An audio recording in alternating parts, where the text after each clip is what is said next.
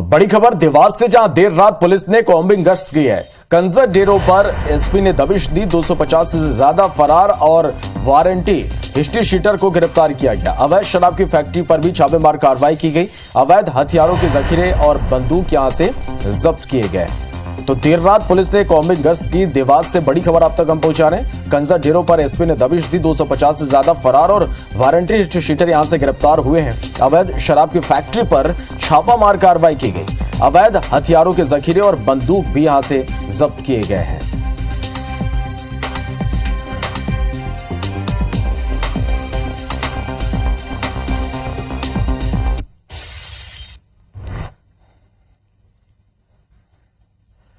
बढ़ते आगे, रायपुर में जमीन धोखाधड़ी का एक बड़ा मामला सामने आया। यहां भू माफिया ने एक कारोबारी को मृत बताकर उसका डेथ सर्टिफिकेट और फर्जी वसीयतनामा बनाकर करोड़ों की जमीन के फर्जी दस्तावेज तैयार करवाए और फिर अपने नाम कर उसे बेच दिया। और यह बताया जा रहा है कि बिहार के बक्सर निवासी कारोबारी सुभाष गोयल की पंडरी इलाके में 4438 वर्ग फीट जमीन थी, जिसे साल 2018 के बाद कोरोना काल के दौरान आरोपी गंगा राय, कुंती नायक और प्रवीण कुमार साहू ने अपने साथियों के साथ मिलकर अपने नाम कराया। जिंदा कारोबारी को मृत बताकर अपना रिश्तेदार बताया और जमीन नामांतरण का आदेश पारित करवा लिया, जिसके आधार पर रायपुर तहसील ऑफिस ने भी बिना दस्तावेजों की जांच की आरोपियों के नाम जमीन नामांतरित कर दी। और इसके बाद शातिर भूमाफिया ने उस जमीन की रजिस्ट्री गंगा राय के नाम करवा दी। इसका खुलासा तब हुआ जब कारोबारी सुभाष गोयल अप्रैल 2022 में प्रॉपर्टी टैक्स भरने रायपुर तहसील पहुंचे। अपनी जमीन किसी अकबर खान के नाम देखकर उनके भी होश उड़ गए, जिसकी शिकायत कारोबारी ने रायपुर एसएसपी को दी। इस पर पुलिस 3 लोगों के खिलाफ धोखाधड़ी का केस दर्ज कर उनकी तलाश में जुट गई है। और इस खबर पर ज्यादा जानकारी के साथ हमारे सहयोगी तहसीन जैदी हमारे साथ इस वक्त लाइव जुड़ रहे हैं। तहसीन, एक बड़ा धोखाधड़ी का मामला यहां पर सामने आया, किस तरह से इस पूरे धोखाधड़ी को अंजाम दिया गया? निश्चित तौर पे अगर इसको साल 2023 का अब तक का सबसे बड़ा जमीन घोटाला बोले तो कोई अतिशयोक्ति नहीं होगी, क्योंकि ये अब तक का सबसे बड़ा एक जमीन घोटाला है। क्योंकि जिस तरीके से इसमें बात सामने आई है कि ये जो भू माफिया हैं, जो राजधानी में बड़ी तादाद में सक्रिय हैं, उनकी ये करतूत है। और इनके द्वारा जो है साल 2018 के बाद जब कोरोना काल आया, उसका पूरा फायदा इन्होंने उठाया। और इस दौरान जो बक्सर निवासी जो कारोबारी हैं सुभाष गोयल, इनकी जो जमीन थी, बेशकीमती जमीन जो 4000 से ज्यादा वर्ग फीट की थी, उसको इन्होंने एक फर्जी तरीके से उनका एक डेथ सर्टिफिकेट बनाया नगर निगम और बाकी दीगर सरकारी अस्पतालों में ऑफिसों में जाके। उसके बाद जो है इसमें इन्होंने एक वसीयतनामा बनाया फर्जी तरीके से, जिसमें उनके फर्जी साइन किए गए। और उसके बाद जो है उन्होंने इस जमीन को कोर्ट के माध्यम से आदेश पारित कराकर उसको अपने नाम कराया और उसके बाद बेच भी दिया। और इस बात का खुलासा तब हुआ जब ये कोरोना काल खत्म हुआ। उसके बाद जब वो बक्सर से यहाँ अपनी प्रॉपर्टी टैक्स भरने जब आए, तो उनके नीचे से कह सकते हैं कि जमीन खिसक गई। जब उन्होंने देखा कि इसमें एक अकबर खान करके एक आरोपी का नाम इसमें चढ़ा हुआ है, जब इन्होंने इसकी तस्दीक की अपने लेवल में, तो पता लगा कि जमीन का फर्जी वसीयतनामा बन गया, फर्जी डेथ सर्टिफिकेट उनको मृत घोषित कर दिए गए, जिसकी शिकायत जो है रायपुर एसएसपी को की। और रायपुर एसएसपी ने इसकी जांच जो है वो सिविल लाइन थाना पुलिस को दी। और जब सिविल लाइन थाना पुलिस ने इसमें जब कोर्ट और तहसील कार्यालयों से, इसके कलेक्ट्रेट से जब दस्तावेज निकाले, तो उनके भी होश इस बात से उड़ गए कि वहां पे जो दस्तावेज लगने चाहिए थे, जैसे कि डेथ सर्टिफिकेट, फर्जी वसीयतनामा, वो एक भी दस्तावेज वहां पे नहीं था रिकॉर्ड रूम में। तो इसमें कहीं ना कहीं जो शासकीय कार्यालय हैं, उनकी भी मिली भगत की यहाँ पे बू आ रही है। फिलहाल पुलिस ने उसमें तत्काल संज्ञान लेते हुए उसमें 3 लोगों के खिलाफ, उसमें अगर बात करें तो गंगा राय, कुंती नायक और जो एक साहू है युवक, उसके खिलाफ एफआईआर दर्ज कर ली है। और उसमें 120 षड्यंत्र की भी धारा इसमें जोड़ी गई है। इसमें एक बात आपको बताते चले कि इसमें ये सिर्फ यही 3 लोग नहीं है, इसके पीछे भी एक बड़ा नेटवर्क काम कर रहा है। तो पुलिस का कहना है कि आने वाले दिनों में कई बड़े भू माफियाओं का नाम सामने आ सकता है। निश्चित रूप से तहसीन, तो आने वाले समय में और बड़े भू माफियाओं का नाम इस पे सामने आ सकता है। देखना होगा क्या खुलासे इस पूरे मामले में आगे और होते हैं। शुक्रिया पूरी जानकारी के लिए। चलिए बढ़ते आगे। छत्तीसगढ़ में एक बार फिर से आम आदमी की जेब ढीली होने जा रही है। पहले जहां अमूल ने दूध के दाम 3 रुपए प्रति लीटर बढ़ाए थे, वहीं देवभोग ने भी दूध के दाम में 2 रुपए की बढ़ोतरी कर दी है, जिसके बाद अमूल ताजा आधा लीटर दूध अब 26 की बजाय 27 रुपए में मिल रहा है। तो वहीं अमृत ताजा लीटर अब 1 लीटर अब 51 की बजाय 54 रुपए में मिलने लगा। अमूल गोल्ड दूध के दाम भी बढ़ा दिए गए। अमूल ने बढ़ी हुई कीमतें कल से लागू कर दी है। वही देवभोग की बात करें तो गोरस 53 की बजाय 55, सुप्रीम 29 की बजाय 30, पावर 26 की बजाय 27 और डबल टोन की 23 की जगह 24 रुपए में मिलेगा। नई कीमतें 6 फरवरी से लागू होंगी। दूध के अलावा दूध से बने उत्पादों के दाम भी बढ़ा दिए गए हैं।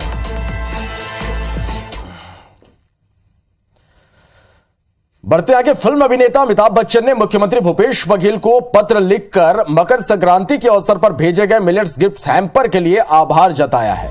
उन्होंने अपने पत्र में लिखा कि छत्तीसगढ़ वैसे तो कई विशेषताओं के लिए जाना जाता है, उनमें से एक उदारता है। अमिताभ बच्चन ने लिखा कि मैं आशा और प्रार्थना करता हूं कि छत्तीसगढ़ मिलेट राज्य के रूप में विश्वविख्यात बने और सदैव आगे रहे। अमिताभ बच्चन के पत्र पर सीएम भूपेश बघेल ने ट्वीट करते हुए शुभकामना पत्र के लिए धन्यवाद दिया, साथ ही छत्तीसगढ़ की उदारता को रेखांकित करने के लिए आभार भी जताया।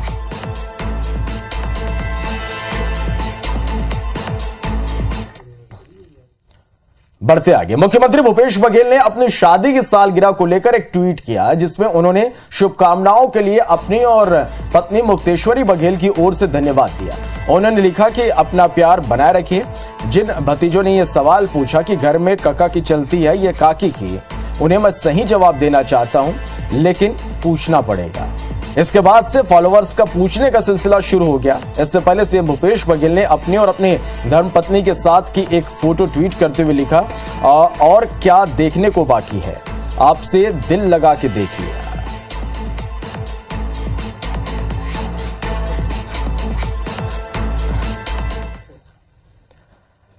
कांग्रेस का राष्ट्रीय अधिवेशन 24 से 26 फरवरी तक रायपुर में आयोजित होने जा रहा है। इसके लिए आज ऑर्गेनाइजेशन कमेटी और रिसेप्शन कमेटी की सूची आपको बता दें कि जारी कर दी गई है। रिसेप्शन कमेटी में प्रदेश कांग्रेस अध्यक्ष मोहन मरकाम चेयरमैन और मुख्यमंत्री भूपेश बघेल को को चेयरमैन बनाए गए। इसी तरह से सभी मंत्रियों और अधिकांश विधायक समेत कुल 112 नेता इस कमेटी में सदस्य हैं। इसी तरह ऑर्गेनाइजेशन कमेटी के चेयरमैन कोषाध्यक्ष पवन कुमार बंसल हैं। इसी कमेटी के स्पेशल इनवाइटी के रूप में मुख्यमंत्री भूपेश बघेल, राजस्थान के मुख्यमंत्री अशोक गहलोत और हिमाचल प्रदेश के मुख्यमंत्री सुखविंदर सिंह सुक्खू हैं।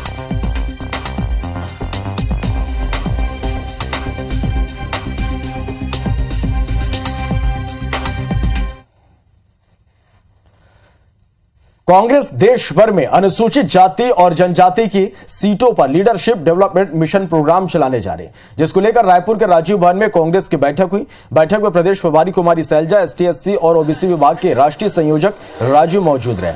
उनके साथ आदिवासी कांग्रेस के अध्यक्ष शिवाजी राव मोघे, प्रभारी सचिव चंदन यादव और प्रदेश कांग्रेस अध्यक्ष मोहन मरकाम समेत प्रदेश भर के पदाधिकारी शामिल हुए। बैठक खत्म होने के बाद राजू ने बताया कि उदयपुर चिंतन शिविर में यह निर्णय लिया गया था कि देश भर के एसटी/एससी विधानसभा में लीडरशिप डेवलपमेंट मिशन प्रोग्राम चलाया जाएगा, जिससे इन सीटों पर कांग्रेस को नई पीढ़ी के नेता मिले और यह मौजूदा नेताओं के साथ काम करे।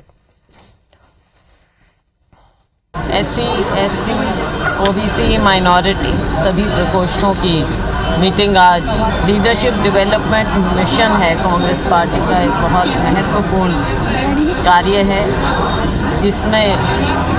जिसके माध्यम से हम ज़मीन पर, ग्रास रूट पर लीडरशिप पैदा करेंगे भी, उन्हें ट्रेनिंग भी मिलेगी और ये बहुत महत्वपूर्ण मिशन है। कुछ पॉलिटिकल प्रोग्राम देके और उनका कम्युनिटीज़ के उनका रिश्ता डीपन करने के लिए ये मिशन काम करेगा। ये मिशन में हमारा डिस्ट्रिक्ट प्रेसिडेंट्स और SC, ST, OBC, minority chairpersons ये मिशन पर काम करेंगे। प्रदेश कांग्रेस प्रभारी कुमारी सैलजा ने बीजेपी पर जमकर हमला बोला। उन्होंने कहा कि 15 साल बीजेपी की रमन सरकार को छत्तीसगढ़ की जनता ने झेला है। उनके शासनकाल में घोटाले पर घोटाले हुए। सैलजा ने आगे कहा कि छत्तीसगढ़ में कांग्रेस की सरकार बहुत अच्छा काम कर रही है, लोग संतुष्ट हैं। राज्य सरकार के कामकाज को लेकर भी जनता के बीच जाएंगे।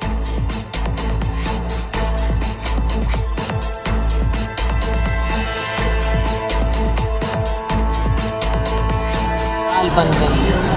हम अपने कामकाज को लेकर जाएंगे लोगों के बीच में। हमारे मुख्यमंत्री श्री भूपेश बघेल जी, उन्होंने सरकार चलाई है, काम करके दिखाया है।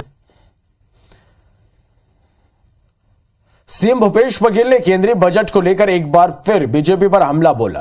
उन्होंने निशाना साधते हुए कहा कि फर्टिलाइजर सब्सिडी 22% कमी, एलपीजी सब्सिडी में 75% कमी, मनरेगा में 32% की कमी, प्रधानमंत्री किसान सम्मान निधि में 12% की कमी, प्रधानमंत्री कृषि सिंचाई सहायता कार्यक्रम में 17% की कमी, अल्पसंख्यक कल्याण में 66% की कमी और खाद्य सब्सिडी में 31% की कमी की गई है। साथ ही सीएम भूपेश बघेल ने कहा कि महंगाई और बेरोजगारी चरम पर है, लेकिन केंद्र सरकार ने बजट में कुछ नहीं किया। इसके अलावा उन्होंने कहा कि बजट से हर वर्ग को निराशा हाथ लगी है, इसलिए ये अमृत काल का मृत बजट है।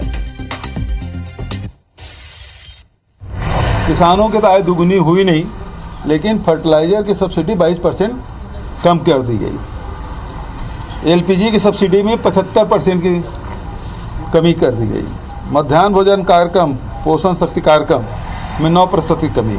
बजट किसान, मजदूर, निम्न वर्ग, मध्यम वर्ग के लिए अत्यंत निराशाजनक है और यही कथित अमृत काल का सत्य है। बढ़ते आगे, पूर्व सीएम रमन सिंह शुक्रवार को एक दिवसीय प्रवास पर बिलासपुर पहुंचे, जहां मीडिया से चर्चा करते हुए पूर्व सीएम ने केंद्रीय बजट को लेकर अपनी बात रखी। इसके साथ ही आवास कर सहित कई मुद्दों को लेकर पूर्व सीएम ने राज्य सरकार पर जमकर निशाना साधा। वर्गों के लिए बजट के रूप में पूरे देश में आज लोगों की प्रशंसा प्राप्त कर रहा है कि इंफ्रास्ट्रक्चर के लिए लोन लिया होता तो अच्छा होता। इस 4.5 साल में ना सड़क बना, ना पुलिया बना, ना पुल बना, ना स्कूल बना, ना अस्पताल बना, कोई इंफ्रास्ट्रक्चर नहीं बना पाए। कर्ज ले रहे हैं तो नरवा गरवा घुरवा बारी में पूरा जा रहा है। और क्या हो रहा है? भोपाल में आज से आईपीएस मीट शुरू होने जा रहा है। आज से 2 दिवसीय आईपीएस मीट की शुरुआत होगी। सीएम शिवराज सिंह चौहान शुभारंभ करेंगे। Kushabhau Thackeray international convention centre में समारोह का उद्घाटन होगा। 5G टेक्नोलॉजी के उपयोग पर सेमिनार होगा। पुलिस ऑफिसर्स मेस में सांस्कृतिक कार्यक्रम होंगे। 5 फरवरी को आईपीएस फैमिली का केरवा डैम पर पिकनिक होगा। तो भोपाल में आज से 2 दिवसीय आईपीएस मीट की शुरुआत होने जा रही। सीएम शिवराज सिंह चौहान इसका शुभारंभ करेंगे। Kushabhau Thackeray international convention centre में उद्घाटन समारोह होगा। 5G टेक्नोलॉजी के उपयोग पर सेमिनार होगा। पुलिस ऑफिसर्स मेस में सांस्कृतिक कार्यक्रम होंगे। 5 फरवरी को आईपीएस फैमिली का केरवा डैम पर पिकनिक होगा।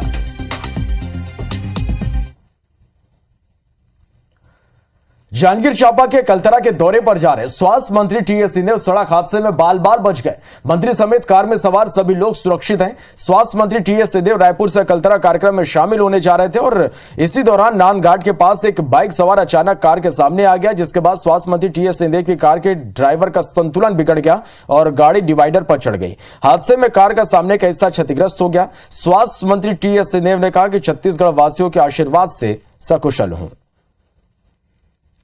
और अचानक एक गिरवाधारी 2 चक्के के वाहन पे थे, उन्हें मोड़ दिया। पहली पायलट गाड़ी पार हुई और दूसरी पायलट के सामने उन्हें मोड़ दिया। तो रोड से काट के उसी जगह डाइवर्शन था, तो पायलट ने काट के दूसरी तरफ ले गए गाड़ी। हम लोग की भी गाड़ी थी, उनको बचाते हुए जो 2 चक्के पे थे वो जाके डिवाइडर में टकराई।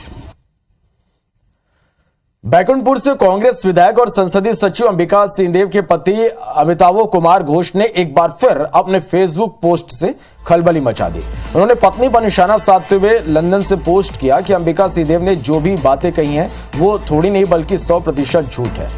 अमिताभ घोष ने बड़ा आरोप लगाते हुए कहा कि उनकी विधायक पत्नी अंबिका सिंहदेव उनसे मारपीट करती है। उन्होंने कहा विधायक जी से 2 साल में 3 बार पीटा गया।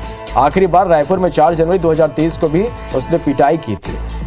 अमिताभ ने अंबिका सिंहदेव के उस बयान पर पलटवार किया जिसमें अंबिका सिंहदेव ने कहा था कि पूर्व मंत्री की अमर्यादित टिप्पणी से मेरे पति बहुत दुखी हैं, इसलिए उन्होंने उनसे राजनीति छोड़ने की अपील की है।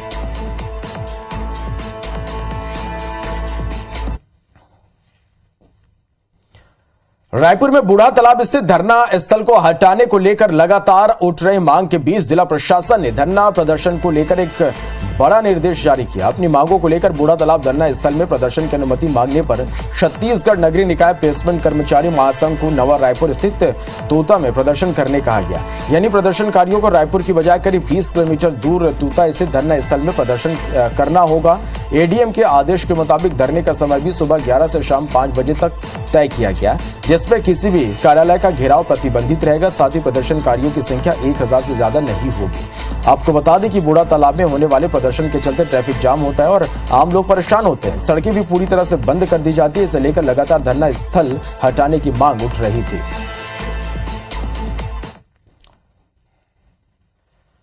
भिलाई नगर निगम की कार्रवाई के दौरान जुनवानी में हाई वोल्टेज ड्रामा यहां पर देखने को मिला, जहां दुकान सील करने पहुंची निगम की टीम और नायब तहसीलदार के साथ दुकानदार ने पहले खुद तीखी नोकझोंक और झूमा झटकी की और जब बात नहीं बनी तो बड़ी संख्या में महिलाओं को सामने कर दिया। ऐसे में पुलिस को मामले में दखल देकर दुकान संचालक को हिरासत में लेना पड़ा।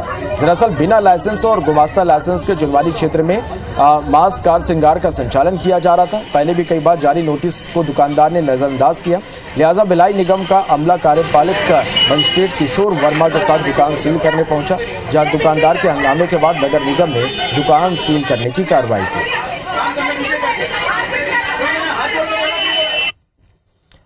बढ़ते आगे, कश्मीर घाटी में जमकर बर्फबारी हो रही है। सैलानी भी बर्फबारी से बेहद खुश है। श्रीनगर में बर्फबारी के बीच सैलानी और स्थानीय लोगों ने ट्रेन के सफर का आनंद उठाया। सफर के दौरान चारों ओर बर्फ देखकर सैलानी मंत्रमुग्ध हो। तस्वीरें भी आप देखिए, बर्फबारी के बीच यहाँ पर जो सैलानी है वो जमकर लुत्फ इसका उठाया। सैलानी भी बर्फबारी से बेहद खुश नजर आए। श्रीनगर में बर्फबारी के बीच सैलानी और स्थानीय लोगों ने ट्रेन के सफर का आनंद उठाया।